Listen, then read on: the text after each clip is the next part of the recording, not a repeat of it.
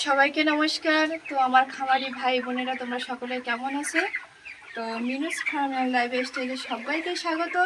তো বন্ধুরা, এটা আমার হচ্ছে ব্রয়লার খামার। তো ব্রয়লার খামারে চারটি জিনিস না জেনে কেউ ব্রয়লার খামার করবে না। তো আমি এখান থেকে 10 বছরের অভিজ্ঞতা থেকেই বলছি যে খামারের চারটি জিনিস অবশ্যই জানা উচিত, তারপরে খামার করা উচিত। তো প্রথমটা হচ্ছে আমার পর্দা ব্যবস্থাপনাটা, মেন পর্দাটা আমি দেখাবো।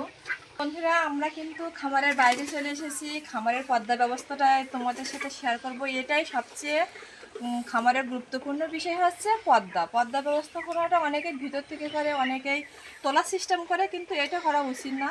এই পর্দা ব্যবস্থাপনাটা সবসময়ের জন্য এরকম করা উচিত। আমার দুই সাইডে পর্দা চলে যাবে, এরকমভাবে আমি টান দেবো, পর্দা চলে আসবে। এরকমভাবে টেনে দেবো, পর্দাটা চলে আসবে। আবার আমার যখন লাগবে না তখন আমি পর্দাটা কিন্তু আবার এইভাবে সরাই দেবো, সরাই দিই, আবার এইভাবে আমি ধরে দিই। আমার পর্দা ব্যবস্থাপনাটা এরকম করা উচিত। খামারি প্রত্যেকটা ভাই বোনদের বলবো, অনেকেই কিন্তু পেপারের পর্দা করে, বস্তার পর্দা করে, ওইগুলোকে করার চিহ্ন দিতেই হবে। খামারি যারা, তারা কিন্তু দুটো লাভের আশায় এই খামারটা করে থাকি সবাই। তো সেখানে যে পেপার কি বস্তা, ওটা একদম করার চিহ্ন, মানে ওটা একদম বাদ। তোমরা সকলে পর্দা মানে কাপড়ের সিস্টেম করে পর্দা সিস্টেম করবে, তাহলে খামারে সবচেয়ে ভালো হবে। ঝড় বৃষ্টি আসলে কিন্তু আমি এই নেটটা দিয়ে দিই, নেটটা দিয়ে দেবো এরকমভাবে। আমার এটা মশারি সিস্টেম করা, আমার অন্য ভিডিওতে দেওয়া আছে মশারি সিস্টেম করা।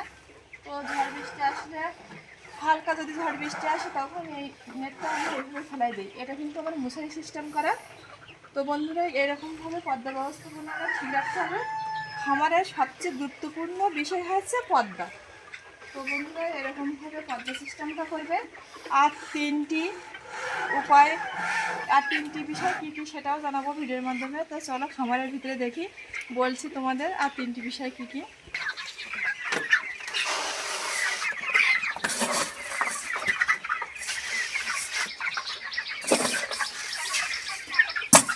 তো বন্ধুরা, আরেকটা চারটি বিষয় বলেছিলাম যে চারটি বিষয় না জেনে কেউ খামারি যারা, তারা খামার করতে যাবে না। আমার ভাই বোনেরা, আপুদের বলছি।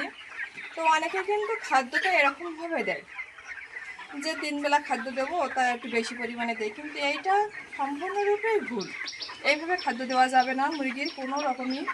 আমি 4 বেলা কিন্তু খাদ্য দেই। তো হাতে রেখে খাদ্য দেবো। প্রতিদিন রাত্রে হলে একটু করে বাড়াবো। খাদ্যটা এরকমভাবে দেওয়া উচিত না, কারণ খিদে রেখে মুরগির 4 ঘন্টা পর পর খাদ্য দিলে সেই মুরগিটা কিন্তু সুস্থ থাকবে, ভালো থাকবে। আর রাতের খাদ্য মানে খাওয়া দেওয়ার সঙ্গে সঙ্গে, আমি সকালে খাদ্য দিয়েছি, আমার কোনো পটে কিন্তু খাদ্য নেই। সকালে খাদ্য দিয়েছি, এখন মনে হয় 1 ঘন্টা হয়নি, খাদ্য সব ফুরাই গেছে। তো এই দ্বিতীয় টিপসটা এই গুরুত্বপূর্ণ, খাদ্য আর পর্দা, দুটো টিপস আমার হয়ে গেছে। বন্ধুরা, খাদ্যটা সবসময়ের জন্য সুন্দরভাবে দেবে। আর আমি পরে আরেকটা ভিডিওতে অবশ্যই তোমাদের দেখাবো যে রেনামাইসিন আর হলুদের গুঁড়োটা আমাদের খাদ্যের সাথে কীভাবে মিক্স করতে হবে, সেইটা সবচেয়ে গুরুত্বপূর্ণ। খামার মানেই আমার 450 মুরগি এখানে আছে। তো কিছুটা মারা গেছে, অল্প কিছু। তো রেনামাইসিন আর হলুদের গুঁড়োটা অবশ্যই মিক্স করতে হবে। সেই ভিডিওটা আমি পরের ভিডিওতে দেখাবো যে কীভাবে মিক্স করতে হবে, কীভাবে খাওয়াতে হবে। তো বন্ধুরা, আর আমি বলেছিলাম 4টি টিপস, তো 2টো টিপস হয়ে গেছে। পর্দাটা সবচেয়ে মেন পয়েন্ট, তারপরে খাদ্য এসেছি। এবার কিন্তু আমার খামারের লিটার ব্যবস্থাপনাটা সুন্দর রাখতে হবে। আমাদের এই বেডটা যদি না পরিষ্কার রাখি, তো বন্ধুরা, খামারের এই লিটার মানে বেড, আমরা বলি লিটার বলি, অনেকে বেড বলে।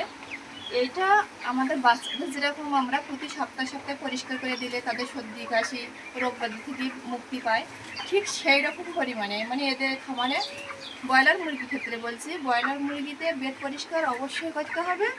বেডটা সবসময়ের জন্য পরিষ্কার রকম ঝুঁচড়ে রাখতে হবে। আর ধাপে ধাপে কিন্তু জায়গাটা বড় করতে হবে। এক চান্সে সব জায়গা বড় করা উচিত না। আমি নূতন যারা খামারি আছে, বোনেরা, আপুরা, ভাইরা, তাদের ক্ষেত্রে বলছি। তো আর খাদ্য খাওয়ানোর পরে কিন্তু আমার এই পটটা তুলে দিতে হবে। এই পটগুলো কিন্তু আমি একটু পরেই সব তুলে দেবো। এরকম থেকে খাদ্যের পটগুলো কিন্তু আমি সব তুলে দেবো। আর যাদের ব্রয়লার মুরগি আছে তাদের আরেকটা গুরুত্বপূর্ণ টিপস আছে ঘরের সামনি। তো বন্ধুরা, ঘরের সামনিটা কিন্তু গোল পাতা দিয়ে অবশ্যই বানানো উচিত। আর গোল পাতাতে গ্রোথটাও ভালো আসে। তো আমার কিন্তু সেটা না, আমার অ্যাডজাস্টারের সামনে, তারপরেও সেটা আমি ভুলবশত করে ফেলেছি। সেজন্যই আমি জেনারেটারের ব্যবস্থা আছে আমার। আমার কারেন্ট জল দিলে কিন্তু আমি জেনারেটার খাটিয়ে দিলে বলে আমার কোনো সমস্যা হয় না। কিন্তু যারা আর কি নূতন খামারি উদ্যোক্তা ভাই বোনেরা আপুরা, তারা কিন্তু অবশ্যই কলপাতাদের সামনেটা করবে। ওতে কিন্তু গ্রোথটা 100-র মধ্যে 90% গ্রোথটা খুব সুন্দর আসে। মুরগিটা হাঁপায় খুব কম। আমার এখানে আরেকটা খামার আছে, সেটাও বাইরে আমার আরেকটা খামার আছে, ওইখানে গোলপাতার ঘর ওটা, আর এটা হচ্ছে অ্যালবেস্টারের ঘর। তো এই 4টি জিনিস যদি তোমরা মেনে চলো তাহলে খামারিরা অবশ্যই লাভবান হবে। কারণ মুরগি পরিচর্যা করলে, সুস্থ রাখলে মুরগি কাটবে কম। আর যদি কম হয়ে যায় তাহলে লাভ একদম নিশ্চিত বাধা। কারণ আমি ব্যবসা করছি অনেক দিন ধরে, আমার 25 সালটা খুব ভালোভাবে যাচ্ছে। আমার 17 দিন আমি মুরগি ছেড়েছি 400 পিস। তো 400 পিস মুরগিতে আমার 400 পিস মুরগিতে আমার কিন্তু হয়ে গেছে 60,000 টাকার লাভ। তো বন্ধুরা, আমার এই 4টে টিপস খুব গুরুত্বপূর্ণ, তোমাদের সাথে শেয়ার করলাম। খামারি ভাই বোনদের তোমাদের সবার উপকার হবে আশা করি। তো যদি আমার এই গুরুত্বপূর্ণ 4টে টিপস যদি ভালো লেগে থাকে তাহলে অবশ্যই লাইক, কমেন্ট, সাবস্ক্রাইব করে আমার পাশে থাকবে। ধন্যবাদ সবাইকে, নমস্কার।